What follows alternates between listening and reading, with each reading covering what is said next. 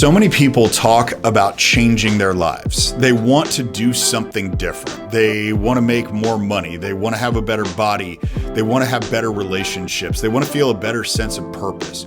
You probably hear people talk about this all the time, but how many of them do you know that have actually pulled it off?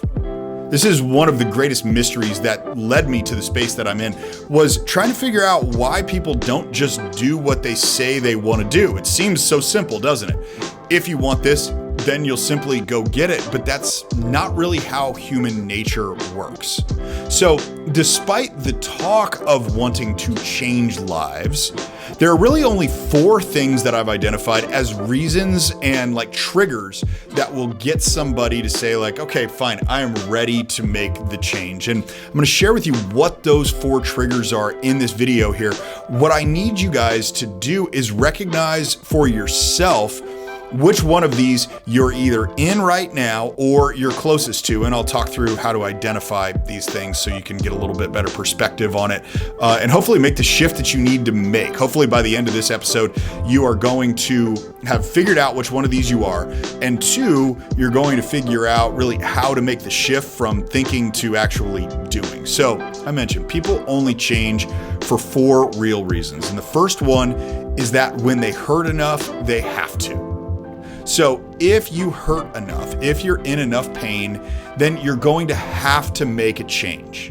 So a great example of this is the guy that is 120 pounds overweight. He's obese. He goes into his doctor and the doctor says, listen, you're going to need to lose 60 pounds, 70 pounds, 100 pounds over the next, call it 1 year, or you're going to be dead in a year. Now, he's in enough pain to where he has to change.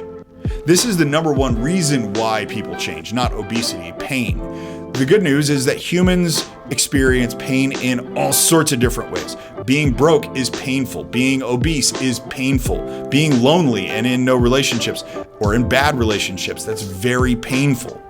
So when you're in enough pain, it will direct your focus to where you have to. We're really good, we being humans, at moving away from pain. We're not really good at moving towards pleasure, the thing that we want that we don't really have to get, but we're good at getting out of pain.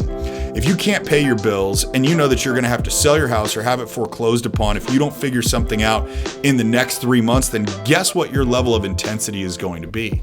And that level of intensity is driven directly by the amount of pain that you'll be in if you have to experience it. That's a very emotionally painful thing. So, number 1, when people hurt enough, they have to make a change. That is the first season or reason why somebody would make a change.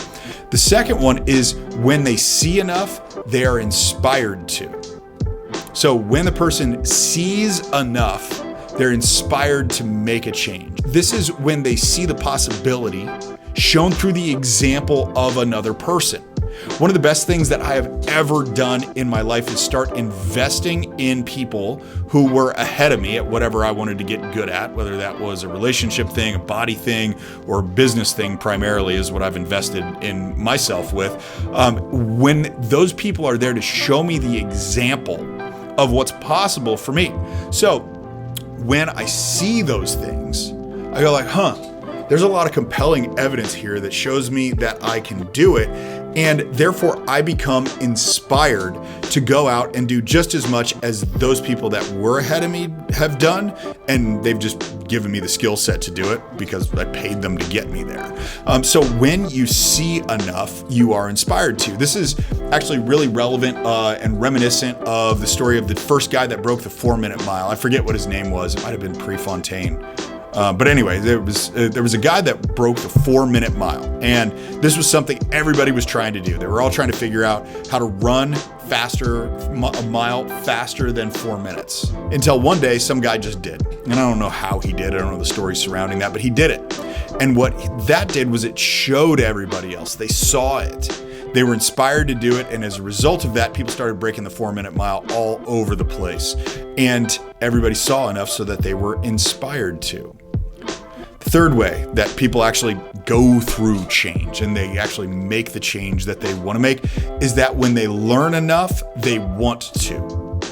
Right? When you learn enough, you want to put those skills to the test. You want to put those skills to use. So my example in that of the things that made me change is that I became obsessed with the art of persuasion, with primarily direct response marketing and sales tactics.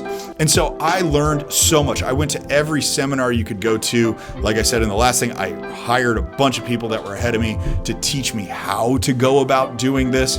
And I learned so much over the course of the last 7 years of being so far just like tenacious isn't even the right word, just obsessed with what I was doing or what I was trying to learn in both marketing and sales, that I wanted to put it to use. I couldn't just invest everything I invested, including my time, and not put it to use. So there is a degree where you've got to learn so much where you just feel so confident that you want to move forward. It's not a point of being fearful. It's not a point of worrying about, will it not work out? Will it work out? It is simply a point of, I know enough about this where I feel like I want to, because I almost have to at that point, because I've gone that far. So that's 3. The 4th thing, and this is the big one, and this is one that I think people don't recognize how important it is because of really what it has to do and what this means about you and other people. It's that when they receive enough, they are able to. When somebody receives enough, they're able to make a change. Now, you might look at receiving enough and think like money. And that might be one of the things that you need to receive if you want to start a new business and you need seed capital. But when they receive enough, they are able to. And what this mostly means is emotional support.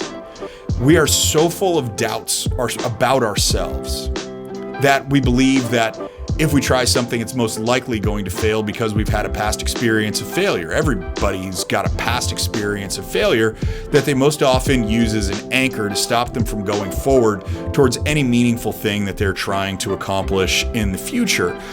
Receiving enough is receiving enough confidence, and that can be either born from inside of you with affirmations and positive thoughts and journaling and things like that.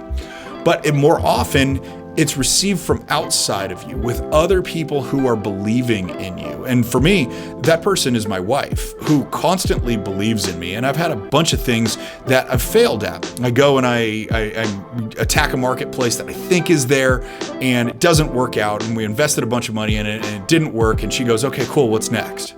Like, she's never pissed that I went out and I did something and it didn't make money on one offer. And I guess the good news is, and maybe why she doesn't get pissed, is that I have enough ideas that make a lot of money that it doesn't matter if I wind up losing on some of these things. But the point is that she doesn't waver in her belief of me, and I am willing to receive her belief and trust in her belief. And that's what makes me able to move forward. Now, my wife's already taken, but maybe you've got somebody in your life. Maybe that's a friend, maybe that's a parent, a sibling, maybe that's your spouse. Whatever it is, when you're willing to receive enough, you are able to make the change.